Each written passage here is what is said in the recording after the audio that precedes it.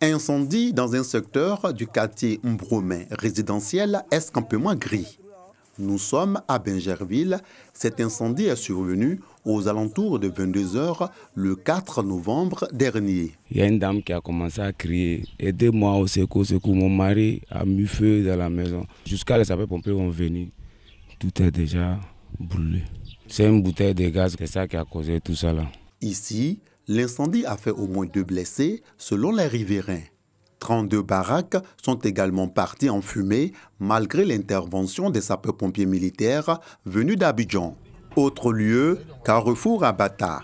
Il y a quelques mois, Adèle Aou, vendeuse, a été témoin de l'incendie de cet immeuble. Les équipes des sapeurs-pompiers bravent des difficultés afin d'accéder au site victime d'incendie dans la commune de Bingerville.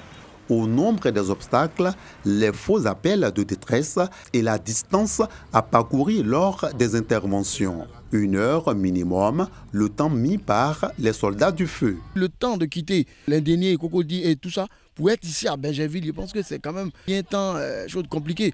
Donc, si nous, on a la chance d'avoir aujourd'hui une caserne ici à Bingerville, je pense que en moins de 15 minutes déjà, les pompiers pourraient être là. Ça allait être au moins, je peux dire, 2 baraques qui seraient partis en fumée. La construction de la caserne constitue une véritable bouffée d'oxygène, non seulement pour les populations de Bingerville, mais aussi pour celles des secteurs associés tels que Mbadon et Faya. Avant son inauguration officielle, cette caserne vient de bénéficier d'équipements de bureaux et de matériel électroménager. Le colonel-major Issa Sako, commandant le GSPM, apprécie cette initiative à l'actif de l'équipe municipale.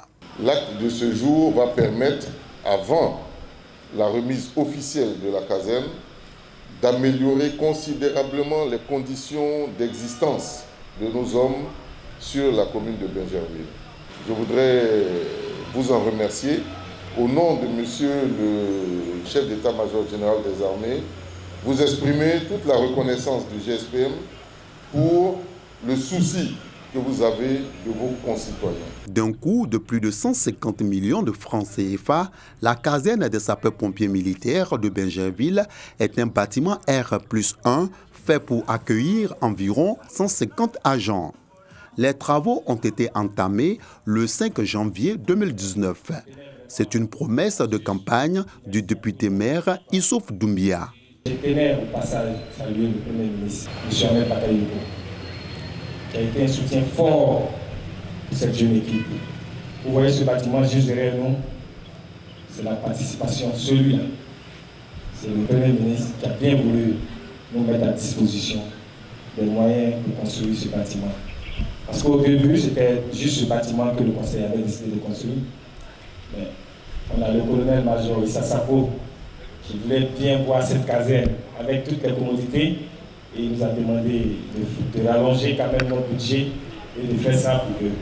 Du 10 au 15 novembre 2020, la caserne des sapeurs-pompiers militaires de Bingerville a enregistré 15 interventions. Il s'agit de 8 accidents de la circulation routière, 6 assistances à personnes en danger et 1 incendie. Pourtant, l'opérationnalité de cette caserne n'est pas encore connue par la majorité de la population. Je ne savais pas que les pompiers étaient à Bingerville. C'est vous qui venez de m'apprendre que les pompiers sont à Bingerville. Là, comme ça, s'il y a un autre cas, bon, ils vont se dépêcher pour venir. Selon le commandement du groupement des sapeurs-pompiers militaires, du 1er janvier au 31 octobre 2020, ce sont 391 interventions qui ont été effectuées à Bingerville à partir des casernes d'Abidjan.